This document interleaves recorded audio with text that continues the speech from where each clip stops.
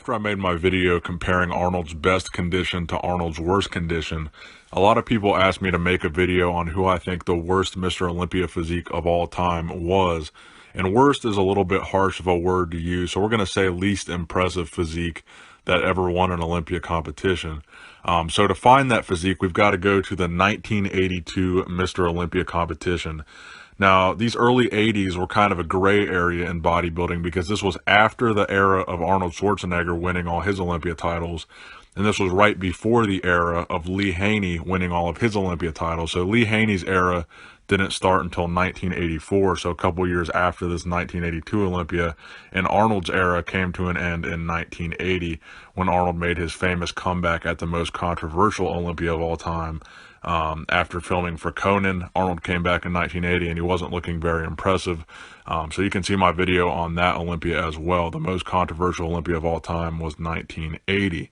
So 1982's Olympia was the year that I believe they crowned the least impressive Mr. Olympia physique of all time. Now, I've made a video on this guy before. His name is Chris Dickerson.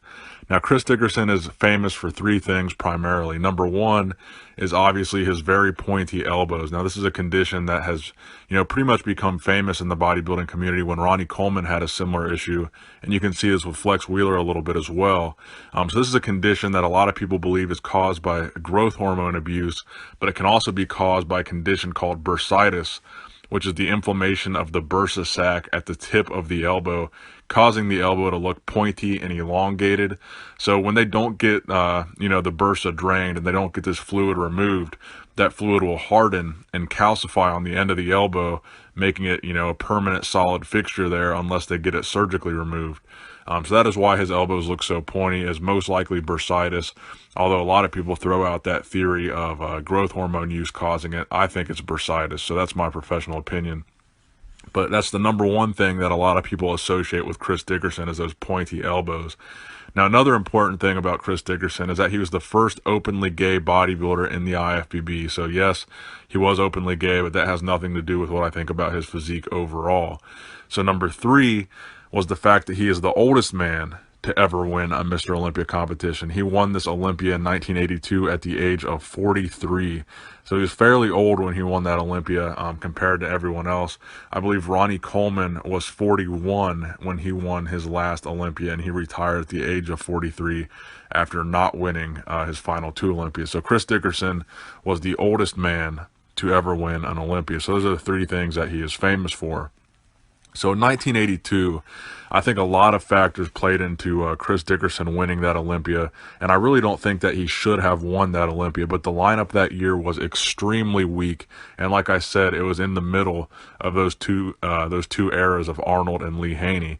So the other competitors that placed within the top six were Frank Zane, finishing second.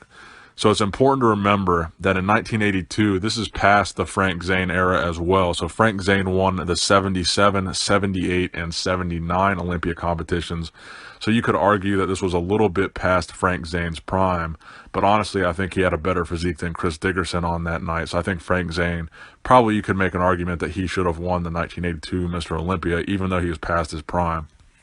So Casey Viator placed third. Now, Casey Viator is famous for being in the Colorado experiment, which I also made a video on, and training with Arthur Jones, the founder of Nautilus. So Casey Viator placed third, and a lot of people say that this is the best ever physique that Casey Viator ever brought to an Olympia. I think an argument could be made for him over Chris Dickerson as well. I think either Frank Zane or Casey, they both had a better physique than Chris Dickerson, in my honest opinion, that night. So number four was Samir Bannout, who would go on to win the Olympia the next year in 1983.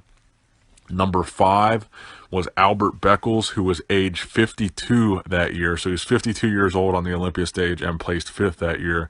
So I think that says a lot about the lineup that year, that a 52-year-old man was in the top five in 1982. Number six, we had Tom Platz, who actually tore his right bicep 6 weeks out from the show. So again, I think that speaks a lot to how weak this lineup was. In sixth place, we had a guy who had just tore his bicep, and in fifth place, we had a 52-year-old man. So in seventh place, we had Muhammad Makawe. Eighth place, we had Bertil Fox. Obviously, he is famous for murdering his girlfriend and her mother. And then in ninth, we have Johnny Fuller. And in 10th, we have Jusuf Wilkos, who I've also made a video about him as well. So in my opinion, if you look at Chris Dickerson's physique overall, look at his arms. His arms just look kind of melted and deflated and just really don't have an impressive look to them at all.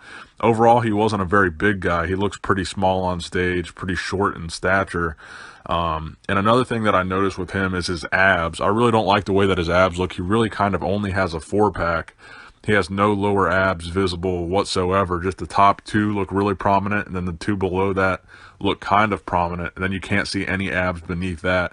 So his genetics for abs were really poor in my opinion, but the one thing that he did have in his favor was his conditioning. I will concede that he had very good conditioning on the 1982 Olympia, but that being said, I think overall, the way that his arms looked, the way that his elbows looked all pointy that year, and also the way that his abs looked, I just think overall we're looking at, in 1982 being the worst Mr. Olympia ever crowned.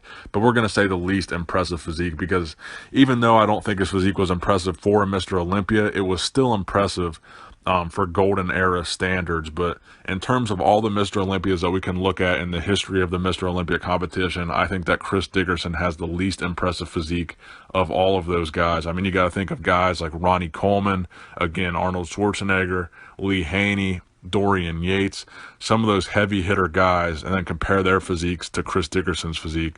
So let me know in the comment section below what you think of Chris Dickerson.